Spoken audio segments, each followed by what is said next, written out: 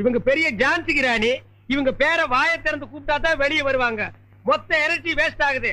மேட்ருக்கு வா, நெக்ஸ்ட் மீட்டருக்கு போகணும். ஆமா, நீ பால் கறக்குறிய பசுமாடு, அது என்ன விலை? 10,000 ரூபாய். 10,000 தானா? மொத்தம் எத்தனை லிட்டர் கறக்கும்? 20 லிட்டர். காலையில எத்தனை லிட்டர்? 10 லிட்டர். சாயந்தரம் 10 லிட்டர். மொத்தம் எத்தனை சேரும்?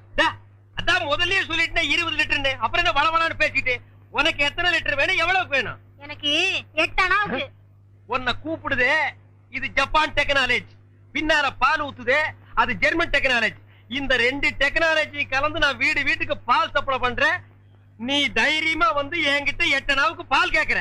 இந்த பார், என் பாலை மோந்து பாக்குறதுக்கு உதவுமா இந்த 8 அணா? பிச்சைக்காரன் நாயே, எந்த மரத்தடியில் உட்கார்ந்து இந்த 8 அணாவை பிச்சை எடுத்த? இல்ல உண்டியல் கடையில ஓட்ட போட்டு உருவனியா? ஒட்டு பாரு எவ்வளவு வரிச்சு வச்சிருக்கான்னு. இங்க நின்று இடிச்சு தள்ளிடுவோம். உன் புருஷன் பேர் என்ன? கோடீஸ்வரன். அந்த நாய் காலையில செருப்படி 5 மணி